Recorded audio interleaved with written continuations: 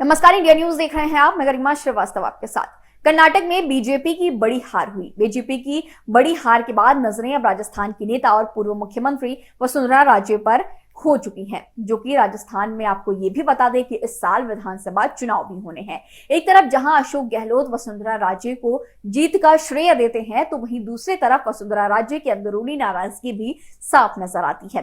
पुराने और कद्दावर नेताओं को दरकिनार करने का खामियाजा पार्टी हाल के चुनाव में ऑलरेडी भुगत चुकी है। ऐसे में पिछले कुछ सालों से हाशिए पर धकेली जाने वाली वसुंधरा राजे के हाथ कमान सौंपा जाएगा, या फिर वो भी ऐसा नहीं होने पर येदियुरप्पा की राह पर चलने की कोशिश करेंगी। वसुंधरा राजे की तुलना येदियुरप्पा से क्यों होने लगी है, चलिए आपको विस्तार से समझाते हैं।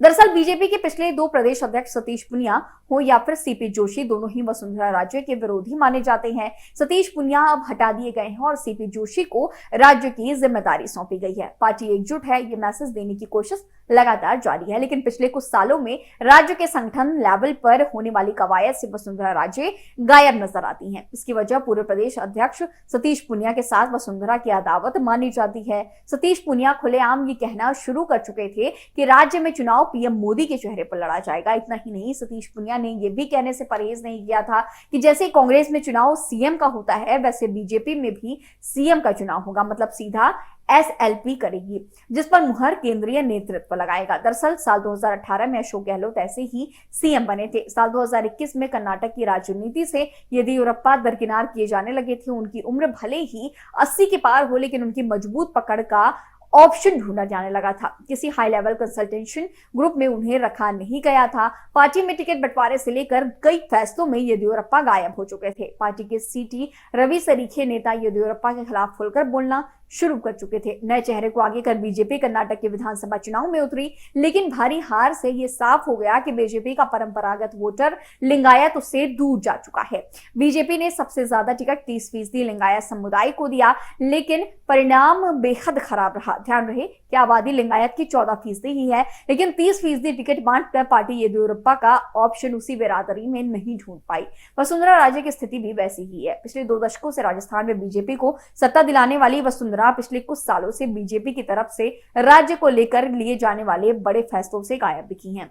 वसुंधरा और येदियुरप्पा में ऐसी क्या समानता है जो पार्टी की लाइन से मेल नहीं खाता है? दरअसल बीजेपी वंशवाद और भ्रष्टाचार को मुद्दा बनाकर अगला लोकसभा चुनाव लड़ना चाहती है। येदियुरप्पा के बेटे विजयेंद्र इस बार विधानसभा चुनाव में मैदान में थे। वहीं वसुंधरा के बेटे दुष्यंत सिंह भी झालावाड़ से सांसद हैं। दोनों नेता अपने बेटे को पार्टी में बड़े ओहदे पर स्थापित करना चाहते हैं, जो बीजेपी की सेंट्रल पॉलिटिक्स की लाइन से सीधी अलग है।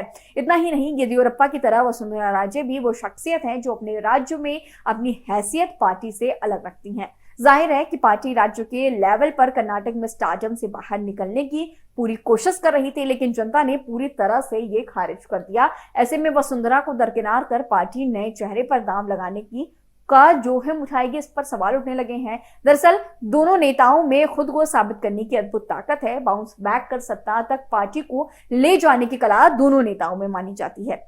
ये कर्नाटक और राजस्थान में समय पर नजर भी आता रहा है। येदियुरप्पा को जब भी बीजेपी ने दरकिनार किया, येदियुरप्पा पार्टी की हार की बड़ी वजह बने हैं। इस बार भी येदियुरप्पा को दरकिनार करना पार्टी के लिए बड़ी भूल साबित हुआ। वसुंधरा की हैसियत भी राजस्थान में वैसी ही है। वो कुछ सालों से हाशिए पर हैं, लेकिन अपनी ताकत का प्रदर्शन वो गाहे बगाहे कर सेंट्रल लीडरशिप को चौंकाती रहती हैं। इस साल भी वसुंधरा ने शो ऑफ स्ट्रेंथ दिखाकर अपनी मंशा जाहिर कर दी है। इस मार्च में मनाए जाने वाले जन्मदिन के मौके पर 30 से 40 एमएलए सहित पूर्व के 9 एमएलए और 10 एमपी उनकी पार्टी में शामिल हुए थे। खैर, चुनाव के वक्त राजनीति में बदलाव होना आम बात है। आगे हर अपडेट्स, हर जानकारी हम आप सभी तक पहुंचाते रहेंगे। ऐसी तमाम रिपोर्ट्स में बने रहने के लिए देखते रहिए जय न्यूज़। धन्यवाद।